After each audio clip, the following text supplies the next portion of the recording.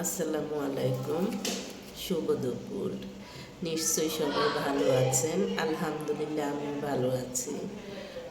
আজকে আমি আপনাদের সাথে শেয়ার করব যে বিষয়টি সবার জন্য প্রয়োজন। প্রয়োজন মানে খুব প্রয়োজন। যেমন অনেক সন্তান জানেই না মা বাবা মারা গেলে তাদের জন্য কী করণীয়। সবাই ভাবে যে মা বাবা মারা গেলে তাদের সম্পদের ভাগ পাবে, সম্পদ গ্রহণ করতে পারবে, সম্পদ প্রয়োজনে বিক্রি করতে পারবে।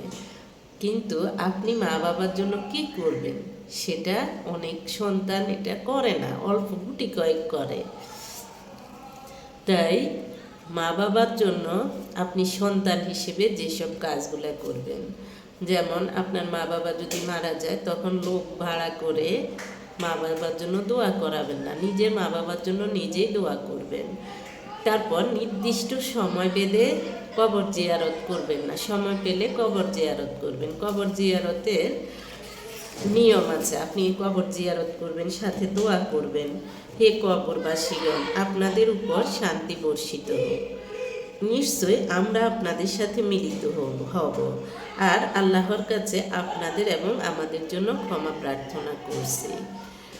অনেক মানুষ ভাবে মৃত্যুর কথা মনে করলে হয়তোবা মনে হয় তাড়াতাড়ি মৃত্যু হবে, তা কিন্তু নয়। আপনি মৃত্যুর কথা যত বেশি স্মরণ করবেন তত আপনি পাপ কাজ থেকে বিরত থাকবেন। পাপ কাজ বলতে শুধুমাত্র জেনাকেই বোঝায় না, পাপ কাজ বিভিন্ন ধরনের পাপ কাজ, মিথ্যা কথা বলা, গীবত করা, হিংসা করা, কাউকে সামনে পিছনে ছোট করে কথা বলা, নিন্দা করা, তারপর আপনি সে কাউকে অধিকার থেকে বঞ্চিত করা, এরকম অনেক খারাপ কাজ আছে।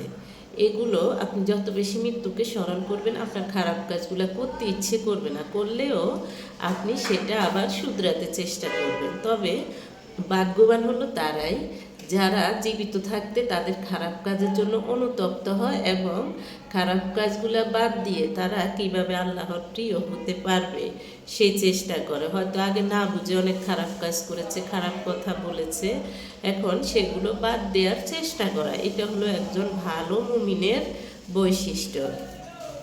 জীবন যেমন স্বাভাবিক, মৃত্যু তেমন স্বাভাবিক। তাই মৃত্যুকে এক সহজ সত্য হিসেবে গ্রহণ করুন। আপনি কতদিন বাঁচবেন এটার কোনো গ্যারান্টি নেই, তবে আপনার মৃত্যু হবেই, এটা হলো সবচেয়ে চিরন্তন সত্য কথা।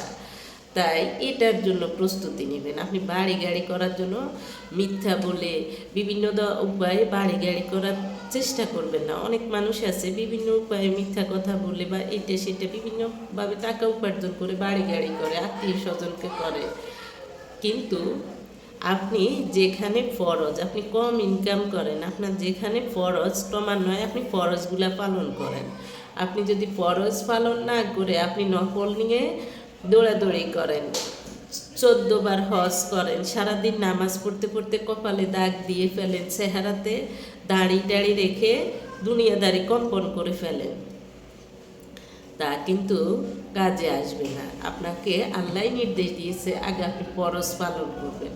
আপনার ফরজ কাজ কী কী ক্রমান্বয়ে সেগুলো পালন করবেন। আপনি ফরজ না পালন করে আপনি যদি নকল পালন করেন সেক্ষেত্রে আপনার নকলটাও কাজে আসবে না পরকালের জন্য। তাই মা বাবা যদি কোনো ভালো কাজের ওয়াদা করে যায় আপনি সেটা পালন করবেন মা বাবার সুসন্তান হিসেবে।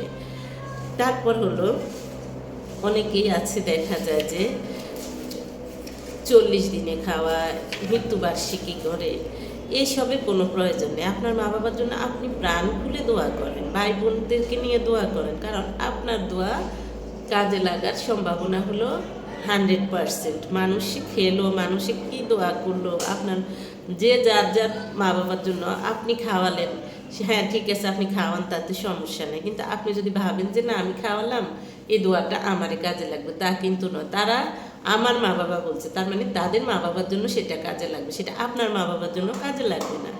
আপনি খাওয়ান, মানুষকে দাওয়াত দেন, সেটাতে সমস্যা নেই, কিন্তু আপনি ওই যে আপনার মা বাবার জন্য দোয়ার উদ্দেশ্যে দিবেন সেটা করবেন না, সেটাতে আপনার সওয়াবের পরিবর্তে গুনার পরিমাণটা বেশি হবে। তারপর হলো মা বাবার আত্মীয় স্বজন মারা যাওয়ার পরেও আপনি খোঁজ খবর নেবেন। তারপর হলো মা বাবার সওয়াবের উদ্দেশ্যে সাদকায়ে জারিয়া স্বরূপ, যেমন বিভিন্ন ভালো পানির ব্যবস্থা করবেন। কোনো মানুষের টিউবওয়েল না থাকলে টিউবওয়েলের ব্যবস্থা করে দিবেন। শিক্ষা প্রতিষ্ঠান দিবেন মা বাবার নামে। শিক্ষাবৃত্তি প্রদান করা, এতিমের দায়িত্ব নেওয়া, গাছ লাগানো, ফসলের বাগান, এরকম বিভিন্ন কিছু করতে পারেন। এখান থেকে মানুষ যে উপকারটা পাবে সেটা আপনার মা বাবার জন্য সাদকায়ে জারিয়া হবে। তাই মা বাবার যে ভালো কাজগুলো শুরু করে দিয়ে গেছেন সেগুলোও অব্যাহত রাখার চেষ্টা করবেন সন্তান হিসেবে। তাই শুধু সন্তান হিসেবে এটা ভাববেন না যে শুধু আমি মা বাবার সম্পদ পাবো, মা বাবার জন্য কী করব, আমার মা বাবা কী করলে পরকালে সুখে থাকবে সেটা করার চেষ্টা করবেন। আসসালামু আলাইকুম।